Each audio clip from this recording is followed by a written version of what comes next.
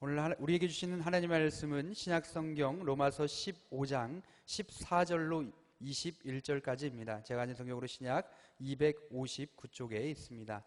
제가 봉독하겠습니다. 내 형제들아, 너희가 스스로 선함이 가득하고 모든 지식이 차서 능히 서로 권하는 자임을 나도 확신하노라. 그러나 내가 너희로 다시 생각나게 하려고 하나님께서 내게 주신 은혜로 말미암아 더욱 담대히 대략 너희에게 썼노니, 이 은혜는 곧 나로 이방인을 위하여 그리스도 예수의 일꾼이 되어 하나님의 복음의 제사장 직분을 하게 하사 이방인을 제물로 드리는 것이 성령 안에서 거룩하게 되어 받으실 만하게 하려 하심이라. 그러므로 내가 그리스도 예수 안에서 하나님의 일에 대하여 자랑하는 것이 있거니와, 그리스도께서 이방인들을 순종하게 하기 위하여 나를 통하여 역사하신 것 외에는 내가 감히 말하지 아니하노라. 그 일은 말과 행위로, 표적과 기사의 능력으로, 성령의 능력으로 이루어졌으며, 그리하여 내가 예루살렘으로부터 두루 행하여 일루리공까지 그리스도의 복음을 편만하게 전하였노라. 또 내가 그리스도의 이름을 부르는 곳에는 복음을 전하지 않기를 일썼노니, 이는 남의 터 위에 건축하지 아니하려 함이라. 기록된 바 주의 소식을 받지 못한 자들이 볼 것이요 듣지 못한 자들이 깨달으리라 함과 같으니라. 우리를 위한 하나님의 말씀입니다. 이제 담임 목사님께서 복음의 제사장이라는 제목으로 하나님의 말씀 전해주시겠습니다.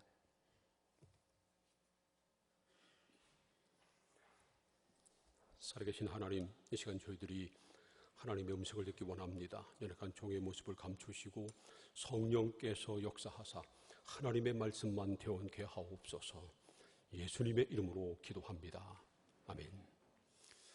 17세기의 독일 경건주의의 창시자인 스페너라고 하는 사람이 이런 말을 했습니다.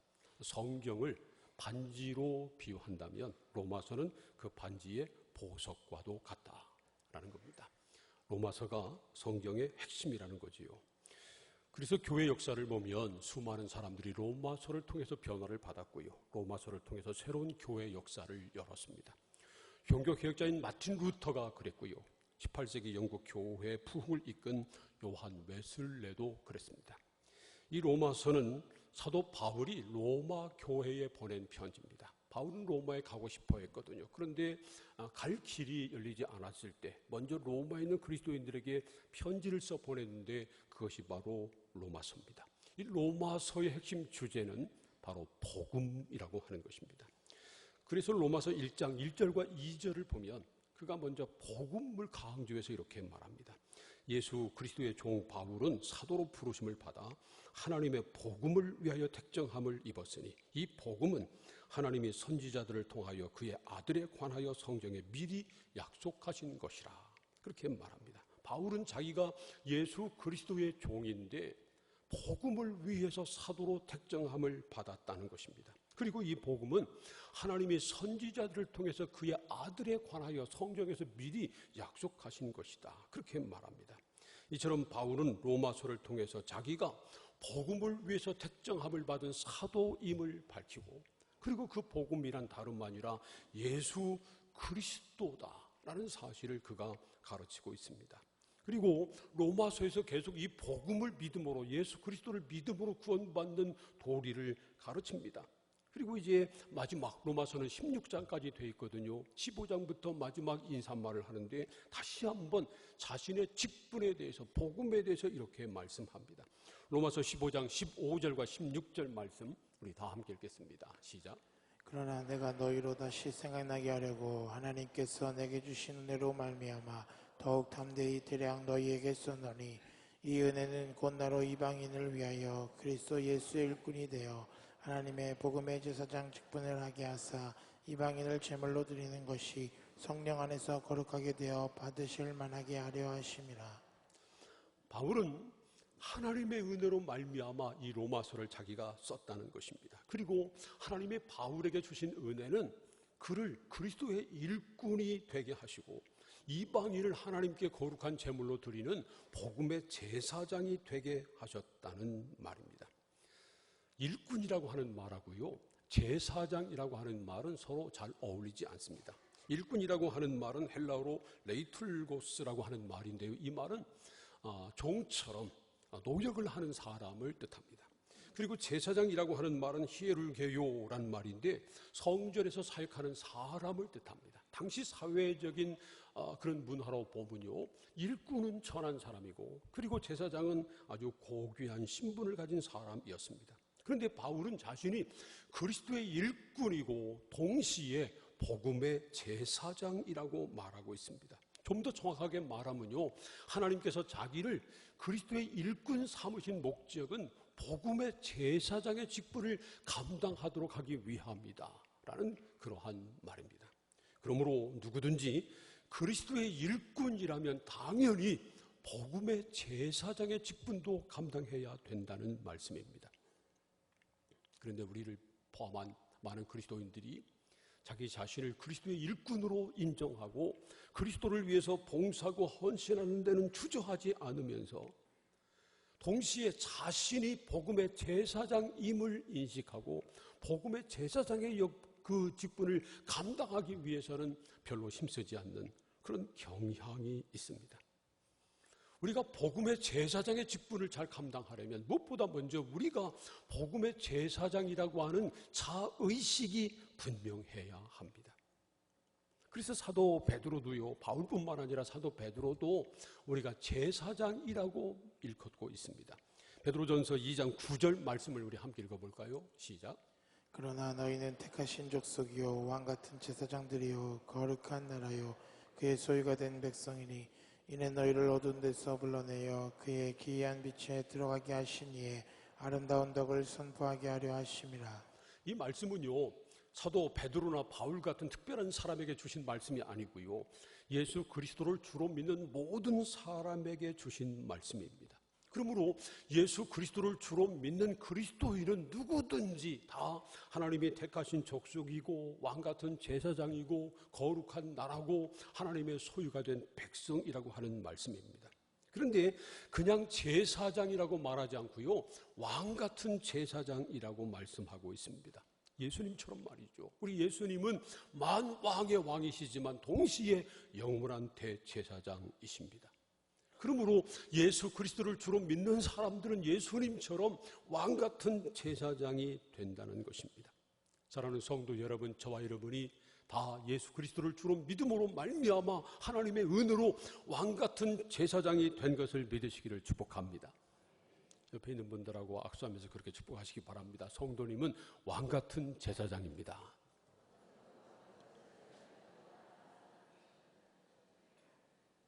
정말입니다. 우리는 다 왕같은 제사장입니다. 옆에 있는 분들 보니까 정말 왕같은 제사장처럼 보이나요? 그러죠? 근데 사실은요, 우리가 왕같은 제사장이 될 만한 자격이 있는 것은 결코 아닙니다. 우리의 인격이나 우리의 신앙이나 우리의 삶이 왕같은 제사장이 될 만하기 때문에 하나님께서 우리를 왕같은 제사장 삼으신 것은 아니라는 겁니다.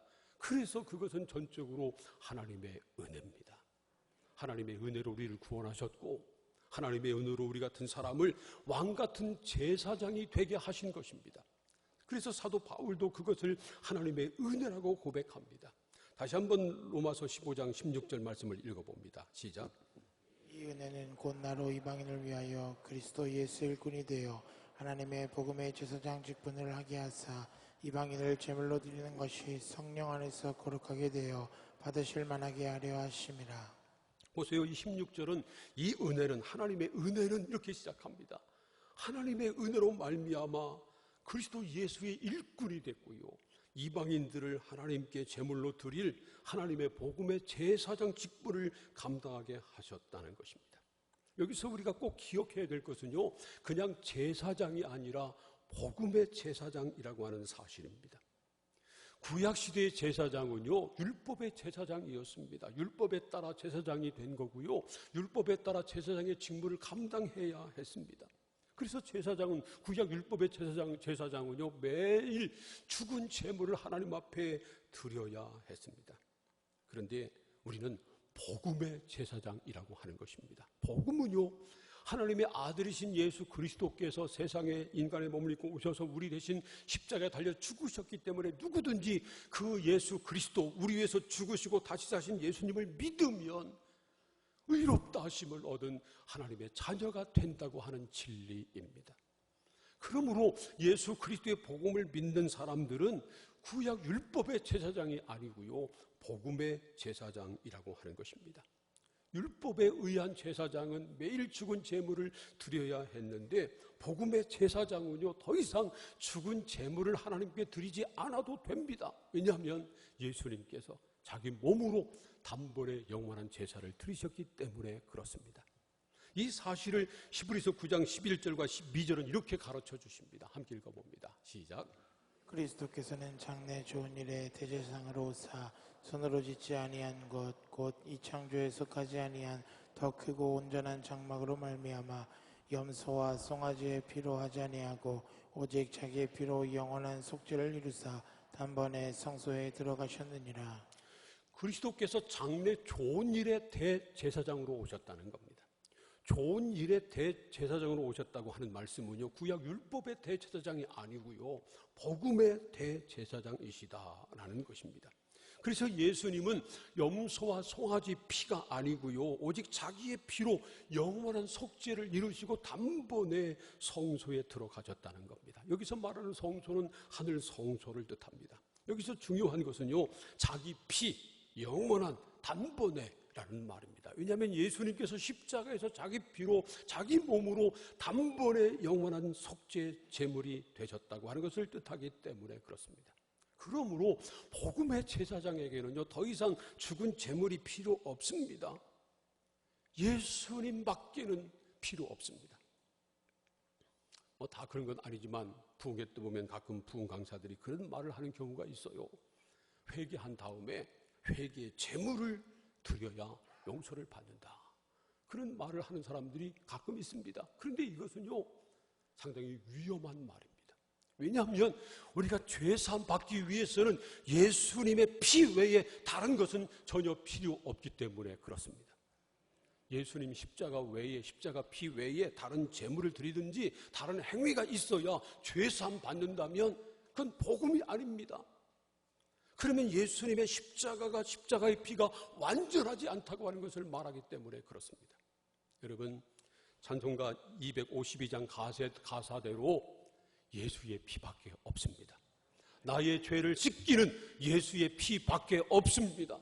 예수님의 피가 우리의 모든 죄를 깨끗하게 씻어주시는 능력이 있음을 믿으시기를 바랍니다. 오직 예수님의 피밖에 없습니다. 그런데요, 로마서를 읽어보면 복음의 제사장이 하나님께 꼭 드려야 할 두 가지 제물이 있다고 가르칩니다. 첫 번째로 우리 몸을 산 제물로 하나님 앞에 드리는 것입니다. 로마서 12장 1절과 2절 말씀을 함께 읽겠습니다. 시작. 그러므로 형제들아, 내가 하나님의 모든 자비하심으로 너희를 권하노니 너희 몸을 하나님이 기뻐하시는 거룩한 산 제물로 드리라. 이는 너희가 드릴 영적 예배니라. 너희는 이 세대를 본받지 말고 오직 마음을 새롭게 함으로 변화를 받아 하나님의 선하시고 기뻐하시고 온전하신 뜻이 무엇인지 분별하도록 하라. 이 말씀에서 강조되고 있는 것은 하나님을 기쁘시게 하는 것입니다. 그래서 1절에서도 너희 몸을 하나님이 기뻐하시는 거룩한 산제물로 드리라, 그렇게 말씀하고요, 2절에서도 하나님의 선하시고 기뻐하시고 온전하신 뜻이 무엇인지 분별하도록 해라, 그렇게 말씀합니다. 간단하게 말하면요, 예수를 믿음으로 하나님의 자녀가 된 사람들은 하나님을 기쁘시게 하는 사람이 돼야 한다는 것입니다. 사실 그것은 사도 바울의 간절한 기도 제목이었습니다. 갈라디아서 1장 19절 말씀 보세요. 이제 내가 사람들에게 좋게 하랴 하나님께 좋게 하랴 사람들에게 기쁨을 구하랴. 내가 지금까지 사람들의 기쁨을 구하였다면 그리스도의 종이 아니니라. 자기가 그리스도의 종이기 때문에 사람들의 기쁨을 구하지 않고 하나님을 기쁘시게 하겠다는 것입니다. 또 말이죠, 데살로니가 전서 2장 4절에서도 이렇게 말씀하십니다. 이 말씀 함께 읽어봅니다. 시작. 오직 하나님께 옳게 여기심을 입어 복음을 위탁받았으니 우리가 이와 같이 말하면 사람을 기쁘게 하려 함이 아니요 오직 우리 마음을 감찰하시는 하나님을 기쁘시게 하려 함이라.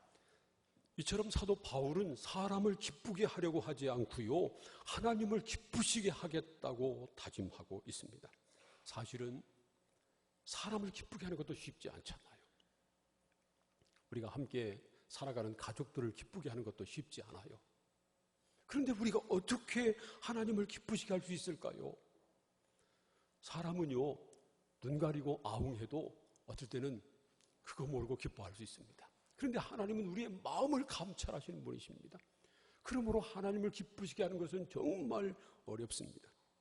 우리가 어떻게 해야 하나님이 기뻐하실까요? 그 답을 로마서 12장 1절과 2절 말씀이 우리에게 가르쳐 주십니다. 바로 우리 몸을 하나님이 기뻐하시는 거룩한 산제물로 드리는 것입니다. 로마서 12장 1절 말씀을 다시 한번 읽어보겠습니다. 시작. 그러므로 형제들아 내가 하나님의 모든 자비하심으로 너희를 권하노니 너희 몸을 하나님이 기뻐하시는 거룩한 산제물로 드리라. 이는 너희가 드릴 영적 예배니라. 하나님의 자비하심으로 권면하기를 너희 몸을 하나님이 기뻐하시는 거룩한 산제물로 드려라. 이는 너희의 드릴 영적 예배니라. 그렇게 가르쳐 주십니다. 구약시대의 제사는 죽은 제물을 하나님께 드리는 것이었습니다. 그런데 예수 그리스도를 믿는 우리가 아버지 하나님께 드릴 영적 예배는 더 이상 죽은 제물로 드리는 것이 아니고요, 우리 몸을 거룩한 산 제물로 하나님 앞에 드리는 것이다 라는 그러한 말씀입니다. 물론 우리 몸은 하나님께 드리기에 합당하지 않습니다. 구약 율법에 의하면 하나님 앞에 제물 드릴 그 제물은요, 아무런 흠이 없어야 됐습니다. 물론 불구가 있으면 말할 것도 없고요, 조금만 상처 흠이 있어도 안 됩니다. 제가 이 말씀을 묵상하면서 제 자신을 생각해 봤어요. 제 몸에는 여기저기 흉터가 많이 있더라고요. 아마 여러분도 자그만 상처라도 없는 사람 한 사람도 없을 거예요. 우리의 몸은 말할 것도 없고요, 우리의 생활을 생각해 보세요. 우리의 생활이, 우리의 삶이 과연 하나님 받으실 만한가요?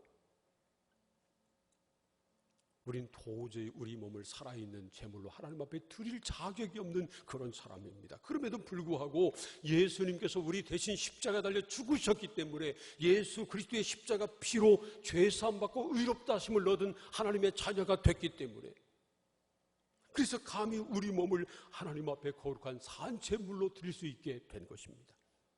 여러분, 우리가 우리 몸을 하나님 앞에 거룩한 산제물로 드릴 수 있다고 하는 것, 하나님께서 우리를 거룩한 산제물로 받아주신다고 하는 것, 얼마나 놀라운 은혜인지 모릅니다. 우리가 우리 몸을 하나님 앞에 산제물로 드리는 것, 이건요 우리의 의무일 뿐만 아니라 우리의 특권입니다. 그러므로 사랑하는 성도 여러분, 우리 몸을 거룩한 산제물로 하나님 앞에 기쁘게 드릴 수 있기를 축복합니다. 그런데 우리가 어떻게 우리 몸을 산제물로 하나님 앞에 드릴까요? 우리 몸을 꼭꼭 묶어가지고 이 제단 위에 올려놔야 될까요? 그런 건 아니잖아요. 그 답을 로마서 12장 2절이 우리에게 제시합니다. 다름 아니고요, 이 세대를 본받지 않고 하나님의 뜻이 무엇인지 분별하고 하나님의 뜻대로 사는 것입니다. 우리는 육신을 가지고 있는 한 이 세상에서 살아야 합니다. 그러나 이 세상에 속하지 않고요, 이 세대를 본받지 말아야 한다는 겁니다. 그리고 하나님의 뜻을 분별하고 하나님의 뜻대로 살아야 된다는 것입니다.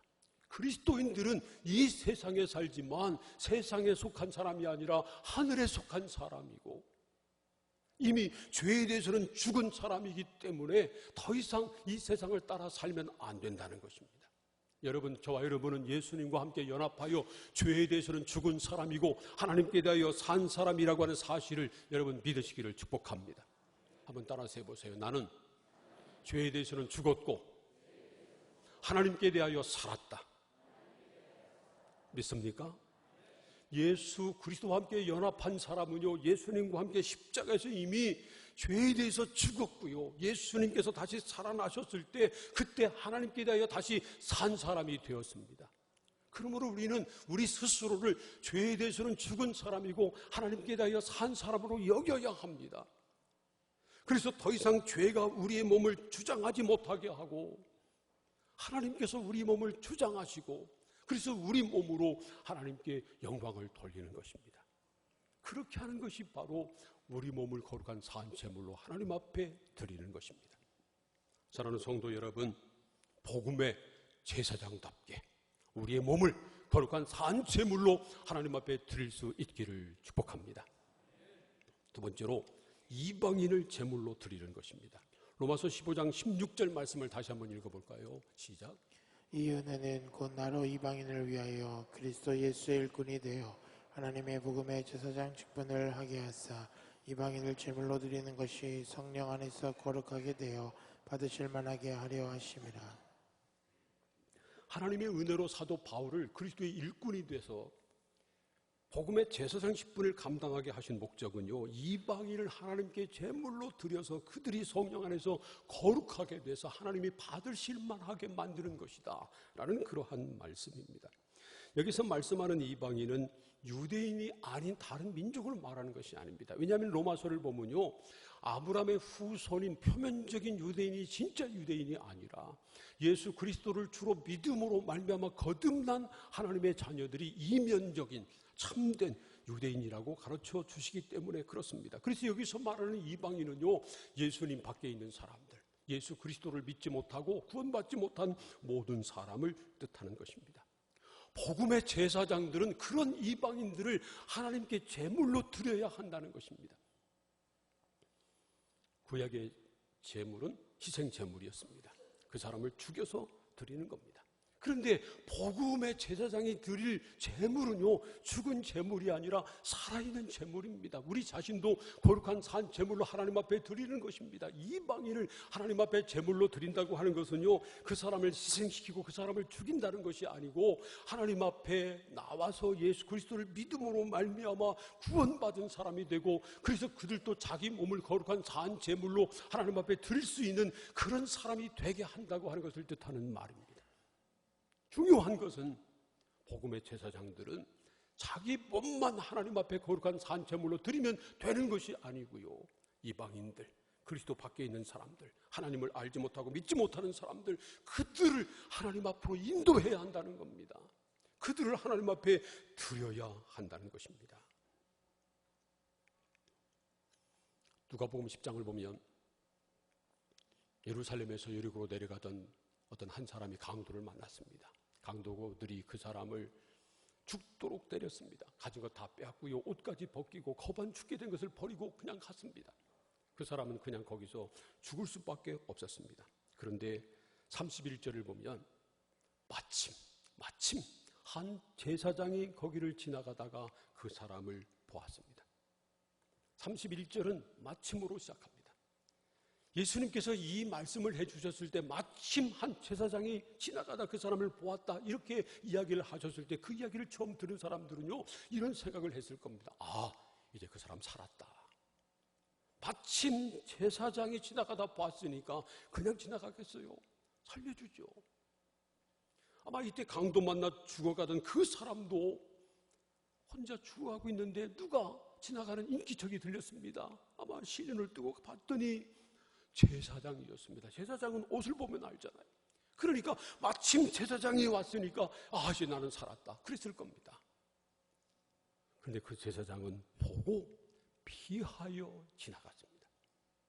지금 예수님은요, 그 당시 제사장이지만 제사장답지 못한 사람들, 제사장은 사람을 살리는 일을 해야 되는데 죽어가는 사람을 그냥 외면하고 죽게 만드는 그 제사장을 고발하고 계신 겁니다. 만일 예수님께서 지금 우리를 보신다면 뭐라고 말씀하실까요? 우리도 누가복음 10장에 등장하는 그 제사장과 다름없는 사람 아닌가요? 만약에 말이죠, 우리 주변에 그리스도 밖에 있는 사람들, 하나님을 알지 못하고 믿지 못하는 사람들, 그래서 강도 만나 죽어가는 사람처럼 지옥을 향해 하고 있는 사람들을 보고도 우리가 외면하고 피해 지나가고 그들을 하나님 앞으로 인도하지 않는다면 우리도 그들과 똑같은 그런 사람에 불과합니다. 우리가 복음의 제사장이라면 우리는 이방인들을, 그리스도 밖에 있는 사람들, 하나님을 알지 못하고 믿지 못하는 사람들, 그들을 하나님께 인도해야 합니다. 그래서 우리 교회는 전도를 강조하고요, 매년 연초에 태신자 작정을 하는 것입니다. 그런데 안타깝게도 매년 보면 태신자 작정하는 성도들이 안 하는 성도들보다 적어요. 많은 성도들이 태신자 작정조차 하지 않습니다. 물론 전도하는 거 쉽지 않습니다. 어려운 일이죠. 그런데 말이죠, 태신자 작정을 하라고 하는 것은 그 사람을 당장 다음 주 데리고 오라는 거 아니잖아요. 태신자로 말 그대로 영적인 태아로 내 마음에 품고 그 사람을 위해서 기도하자는 것입니다. 그런데 말이죠, 그것도 못하면 안 되잖아요. 우리는 복음의 제사장인데. 사도 바울은 복음의 제사장의 사명을 감당하기 위해서 목숨도 걸었습니다. 로마서 15장 18절과 19절 말씀을 함께 읽어보겠습니다. 시작. 내가 늘 순종하게 하기 위하여 나를 통하여 역사하신 것 외에는 내가 감히 말하지 아니하노라. 그 일은 말과 행위로 표적과 기사의 능력으로 성령의 능력으로 이루어졌으며 그리하여 내가 예루살렘으로부터 두루 행하여 일루리곤까지 그리스도의 복음을 편만하게 전하였노라. 그리스도께서 이방인들을 순종하게 하기 위해서 바울을 통해서 역사하신 것 외에는 말하지 않겠다는 겁니다. 사도 바울이 한 일이 많이 있지만 가장 중요한 것은 이방인들을 그리스도에게 순종하게 한 것, 이방인들을 하나님께 제물로 드리는 것, 이것이 가장 귀한 일이라는 겁니다. 그런데 그 일은요, 바울의 말과 행동으로만 된 것이 아니고 표적과 기사의 능력, 성령의 능력으로 이루어진 것이라는 겁니다. 그래서 그 결과 사도 바울은 예루살렘으로부터 일루리곤까지 다니면서 복음을 편만하게 전파했다는 것입니다. 이 일루리곤은요, 바울이 복음을 전한 곳 중에서 가장 먼 곳입니다. 마게도냐 서쪽 끝에 있는 지금의 알바리아에 속한 그런 곳입니다. 그 먼 곳까지 가서 사도 바울이 복음을 전했습니다. 오늘 말씀을 보면요, 사도 바울은 다른 사람이 복음 전한 곳에는 안 갔습니다. 복음을 듣지 못한 사람들을 찾아다니며 복음을 전했다고 그는 고백합니다. 그때는 요즘처럼 교통수단이 발전하지도 않았잖아요. 편의시설이 있지도 않았습니다. 말 그대로 집 떠나면 고생인 그런 시대였습니다. 그럼에도 불구하고 사도 바울은 복음의 제사장의 사명을 감당하기 위해서 목숨을 걸고 복음을 전했습니다. 그런데 지금 우리가 복음의 제사장의 사명을 감당하기 위해서 우리는 목숨을 걸 필요 없어요. 그렇게 큰 불편을 감수할 필요도 없습니다. 그 먼 곳까지 갈 필요도 없습니다. 바로 내 가족, 친구, 이웃, 동료들, 그들 중에 아직도 예수를 믿지 못하고 있는 사람들, 아직도 구원받지 못한 이방인과 같은 그 사람들, 그들에게 복음을 전하고 그들을 하나님 앞으로 인도해서 그들도 구원받게 만들자는 것입니다. 이 일의 첫걸음은 태신자를 작정하는 것입니다. 오늘 이미 작정해서 제출한 분도 있지만 대부분은 안 하셨는데 잊지 마시고 집에 가서 기도하는 가운데 꼭 작성하세요. 셀 모임 때, 이번 주 셀 모임 때는 꼭 다 함께 또 작정하시기를 바랍니다. 그래서 여러분들이 그 태신자 카드를 다음 주까지 제출을 하면 그것을 다 모아서 그 이름을 먼저 하나님 앞에 드리려고 합니다.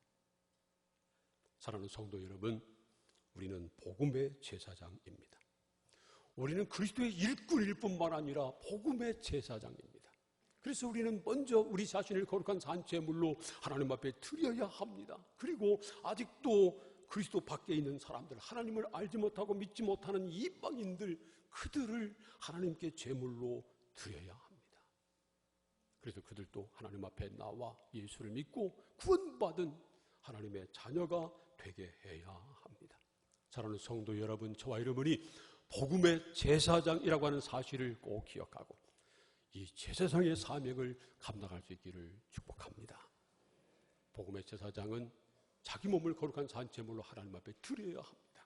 그리고 이방인을 하나님 앞에 제물로 드려야 합니다. 이 사명을 잘 감당하는 복음의 제사장들 다 되시기를 주님의 이름으로 축원합니다. 기도하겠습니다. 오늘 우리에게 주신 하나님의 말씀을 생각하며 함께 통성으로 기도합니다. 하나님, 우리 같은 사람을 복음의 제사장 삼아주시니 감사합니다. 복음의 제사장의 사명을 감당케 하옵소서. 먼저 우리 자신을 거룩한 산채물로 하나님 앞에 드리기를 원합니다. 그리고 이방인들, 아직도 하나님을 알지 못하고 그리스도 밖에 있는 사람들, 그들을 하나님께 드리는, 그들을 하나님 앞으로 인도하는, 그래서 그들도 구원받고 새 생명 얻고 자기 자신을 하나님 앞에 거룩한 제물로 드릴 수 있는 놀라운 은혜를 누리게 하는 이 사명 감당케 하옵소서. 이를 위해서 우리 모두가 먼저 태신자를 작정하게 하시고 먼저 태신자를 하나님 앞에 드리는 봉헌하는 은혜를 다 함께 누리게 하여 주시옵소서. 다 함께 동성으로 기도하겠습니다. 하나님 아버지 감사합니다. 우리 같은 사람을 택하여 하나님의 자녀 삼아주시고 사도 바울 베드로처럼 복음의 제사장 삼아주시니 감사합니다. 우리는 아무런 자격이 없습니다. 할 수 없는 사람입니다. 그러나 그리스도의 은혜로 말미암아 우리에게 그 놀라운 사명 주시니 감사합니다. 그러므로 복음의 제사장의 사명을 잘 감당케 하여 주옵소서. 먼저 우리 자신을 거룩한 산 제물로 하나님 앞에 드리기를 원합니다. 그리고 이방인들, 그리스도 밖에 있는 사람들, 하나님을 알지 못하고 믿지 못하는 사람들, 그들을 주님 앞으로 인도하고 그들을 하나님 앞에 드리는 그런 삶을, 그런 사명 감당케 하여 주옵소서. 이를 위해서 먼저 우리가 태신자를 작정합니다. 우리 모든 성도들 빠짐없이 태신자를 작정해서 다 함께 하나님 앞에 봉헌하고 그 영혼 하나님 앞에 드리는 사명 감당하는 우리가 되게 하여 주옵소서. 예수님의 이름으로 기도합니다. 아멘.